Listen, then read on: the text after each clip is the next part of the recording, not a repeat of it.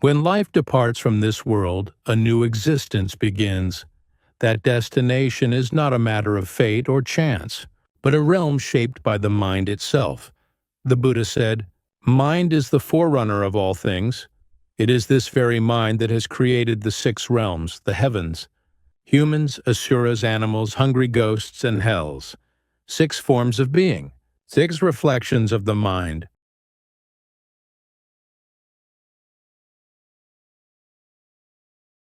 The Buddha said, "When one commits evil deeds, after death one falls into the hells. There is no sun, no moon, only the glow of endless flames, the ground. The walls and the gates are of burning iron, and beings fueled by their own hatred are consumed by the fire they themselves have kindled.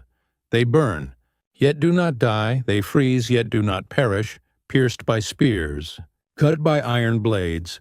Each time they fall, they rise again, reborn by the very karma that binds them. In hell, time stretches beyond imagination. A single day may feel like 1,000 years. A single hateful thought can become an age of torment. The Avatsi hell, the realm of unceasing pain, knows no dawn, only the darkness of one's own mind. Yet the Buddha said it is not divine punishment, but the reflection of one's own hatred. Each moment of anger, each spark of vengeance, is a seed that opens the gates of hell. Hell is not elsewhere, it begins in the heart.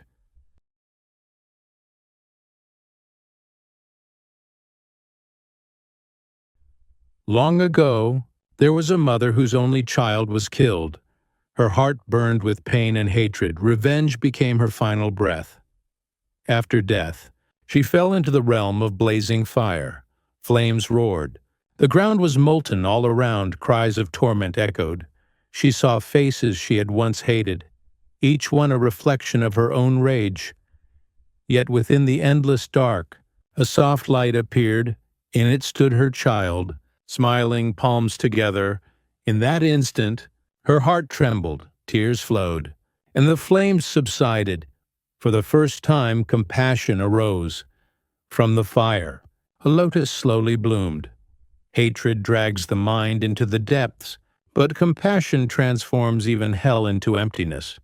The Buddha said, "Hatred is never overcome by hatred, but only by love. The real hell is not beneath the earth, but within a heart set ablaze by anger. When a single thought of compassion arises, the flames of hell are extinguished."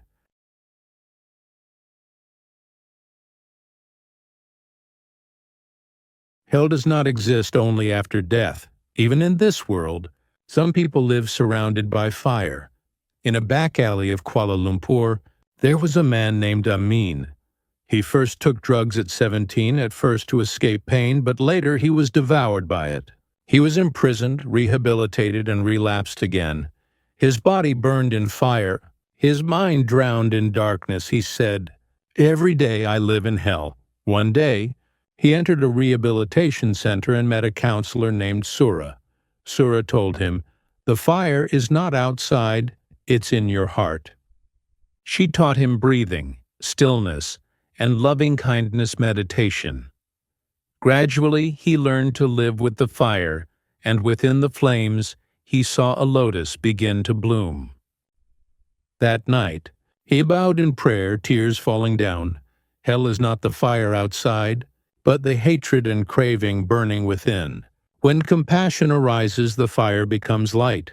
Hell has never been far away. It lies in every burst of anger, in every craving that never ends. Only mindfulness and compassion can make the heart reborn from the fire. The fire has died, but the ashes remain. Those who escape from the blazing hell are not always free. For when the fire of hatred fades, the shadow of craving quietly appears, softer, yet harder to see.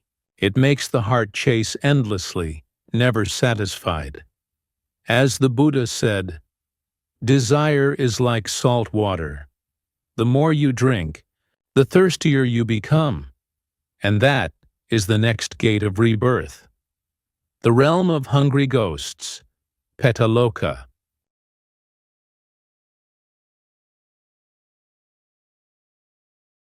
In the Buddha's time, the Venerable Sariputta and Mahamoggallana, through their divine vision, saw beings wandering in desolate lands, their bodies emaciated, faces twisted with agony.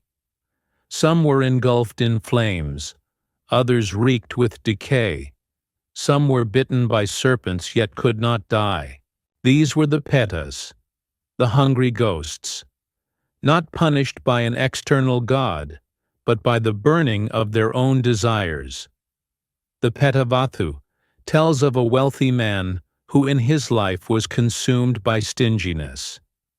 He turned away beggars, ignored the hungry, and resented even his own family asking for food. When he died, he was reborn among the hungry ghosts. His belly vast as a mountain, his mouth a tiny hole. Wherever he ran, fire burst from the earth, turning every morsel to ash. Another tale speaks of a woman who hoarded grain in her home. She prided herself on her stinginess, letting servants and animals starve. Even at her death, her heart clung to the thought, "I will not give." After death, she saw a pond of clear water, ran toward it in joy. But the moment she drank, the water turned into flames, burning her throat with unending pain. Seeing these scenes, Venerable Mahamoggallana was filled with compassion and reported them to the Buddha. The Buddha said, "Suffering arises from the mind. When greed and stinginess are cut off, even a single drop of water offered can extinguish countless fires." Thus, the Buddha urged his disciples to practice giving and compassion, purifying the heart, transforming the inferno into a field of peace. The suffering of the hungry ghosts lies not in hunger itself, but in the mind that never feels enough. They crave endlessly, yet nothing fulfills them. Food turns to fire, water turns to blood. A vivid reflection of how desire burns within the heart. The Buddha taught that craving is like a bottomless pit. No matter how much one gains, the feeling of lack remains, for what desire seeks is not true fulfillment, but escape from fear. Fear of loss, fear of emptiness, fear of non-being. Only when one truly sees the nature of craving can the fire of desire turn into light. Generosity is the first step to freeing the hungry ghost within. When a person gives food, time, or kindness, they are already ascending from the realm of hunger to the realm of humanity and the heavens. Hell is born of hatred, the ghost realm from craving. Both are creations of the mind. Liberation is not escape from a place, but awakening from the prisons of greed, anger, and delusion. When the mind rests in wisdom and compassion, the 6 doors of rebirth begin to close.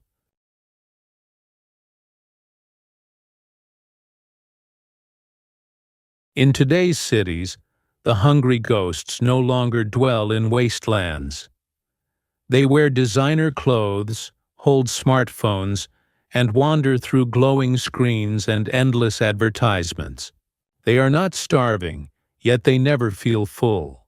The number of likes, the shine of cars, the next promotion, the perfect image, all are food that can be seen, but never truly tasted.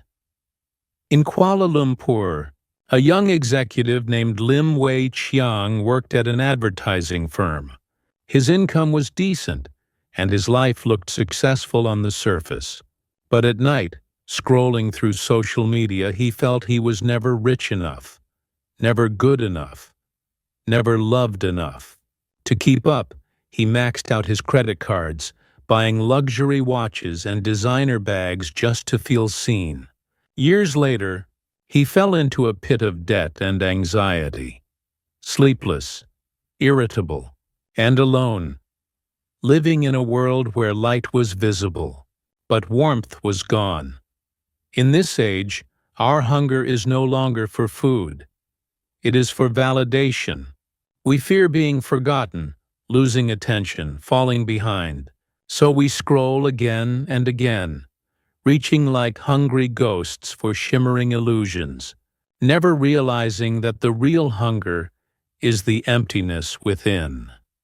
The Buddha said, "One who is content, even sleeping on the ground, is at peace. One who is discontent, even in heaven, is never free." The hells and hungry realms of today are not underground.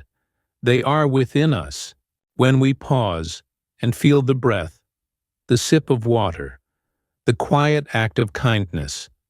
The fire of desire turns into light, and even the noisy city becomes a pure land within the heart.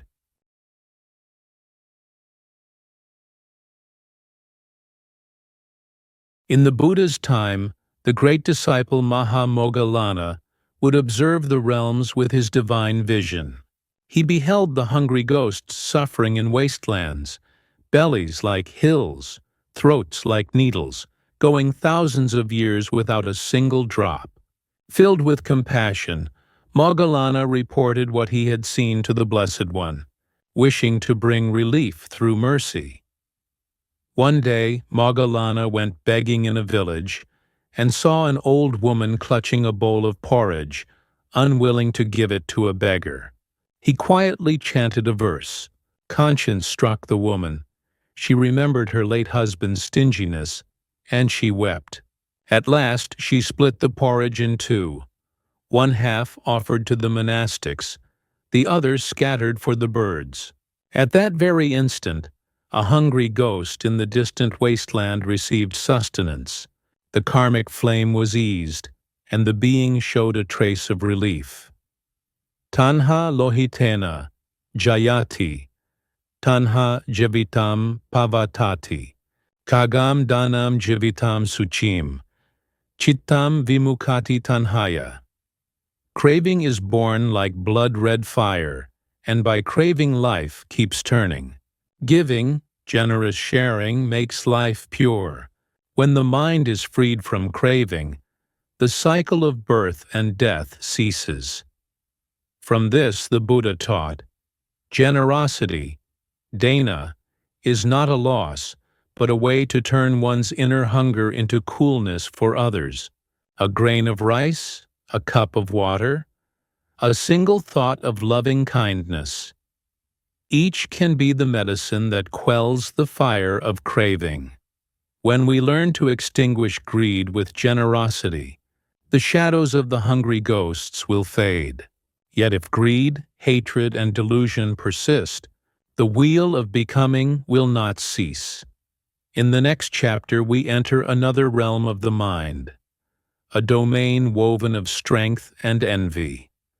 The Asura realm, Asura-loka, where strife takes the place of peace.